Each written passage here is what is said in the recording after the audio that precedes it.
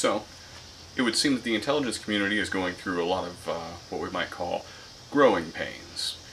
Given the way that they need to adapt to the information age, I suppose it's to be expected. And honestly, I'm kind of cool with it. But for a few things.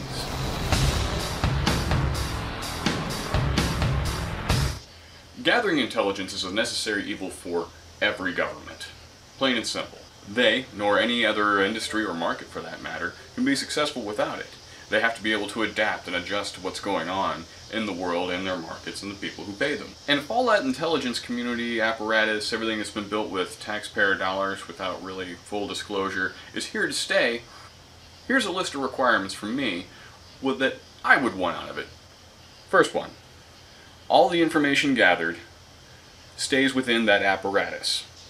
None of the metrics, the phone numbers, the personal data, addresses, what you paid the mortgage on your house, all of that, everything, every bit of intelligence gathered by the intelligence community stays inside that intelligence apparatus. So the thought there is that mass mailers, telemarketers, real estate agents, Apple, Google, all of them, they got to gather their information the old-fashioned way. They cannot go to the intelligence discount window and get their taxpayer-subsidized surveys from that information. It all stays right here. Go pay some college kids to knock on doors. And then, 2, better transparency. Really, just better transparency. You know, of course, it's inappropriate for me to be getting, troop movement updates and, secret agent profiles right here on my cell phone. That's a little wrong. There are always going to be things that a government needs to keep secret. Things that need to genuinely be hidden, classified, kept secret, lest they put at risk the rest of the operation, the rest of the government, or the people who that government represents. However, my government should not be able to keep me a secret from me. So, in theory, I should be able to fill out a Freedom of Information petition and get every bit of data that the government has on me. Think of it as kind of a credibility report. And then, like a credit report, I would be able to challenge any information on there that I believe is inaccurate. And, since I'm not officially a part of any investigation, there shouldn't be a single problem with that at all. Haha, you saw what I did there, huh? Of course, if I am part of an investigation, I should hire a lawyer. Also, the access our elected officials have.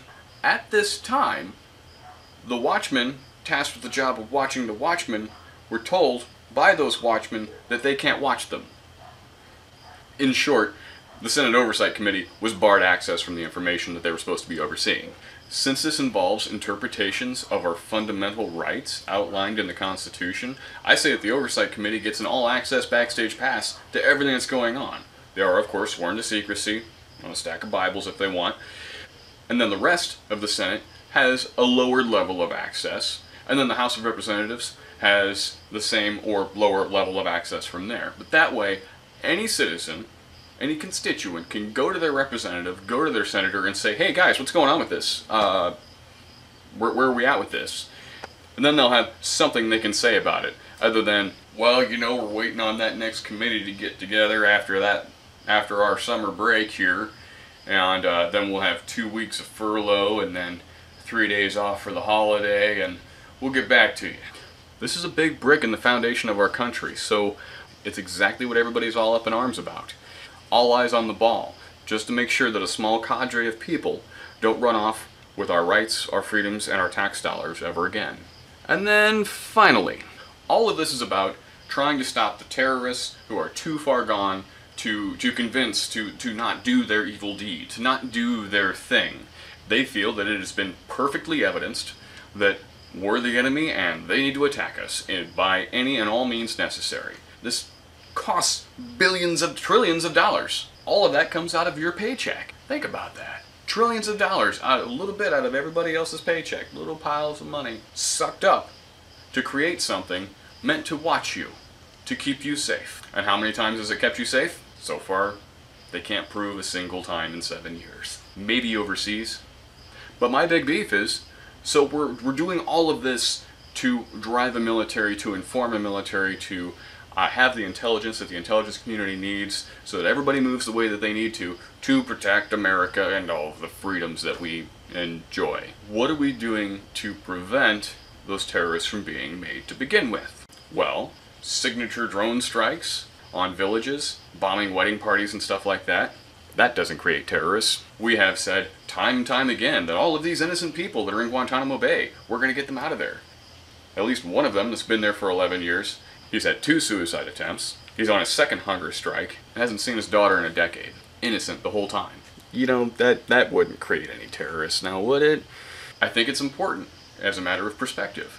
For every dollar, every day, every bit of political will, every thought we put into stopping terrorists, we should be matching that and how to prevent them from being made. To show them that we are the nice guys. We are not the people that we have been characterized as in their nations. Except that's kind of hard to do. But if we don't put that effort in, this never stops. It keeps going, which is really great for the military-industrial complex. It's all about the bottom line, right? Essentially, that's my short list of everything I want from the government. But we would have never had the opportunity to know these things or to discuss them in an open forum like this if it weren't for whistleblowers. If it weren't for people like Julian Assange, Bradley Manning, Aaron Swartz, and most recently, Edward Snowden. Take the time to thank them for what they're doing for you in the links down below, and keep an eye out for the other whistleblowers who are coming. It's going to happen. Think about it. There are 2 ways to stop whistleblowers from happening. One is to stop doing the things that are worthy of such massive public exposure. The other, quite unfortunately, is for the intelligence community, our military, and our government to only employ people who have had their humanity completely removed from their minds. And how representative of our population would that be? Perhaps more importantly, what kind of watchmen do we really need? Historically speaking, more pressure only creates more dissent and discussion. Also, historically speaking, governments that treat those who talk about these things and report on them and inform the public that that government represents, a government that treats those people as terrorists, fails. I don't think any of us want America to fail. Like, subscribe down below, share the video with anybody you think might enjoy it, and thanks for watching What It Takes to See All the Parts of the American Machine.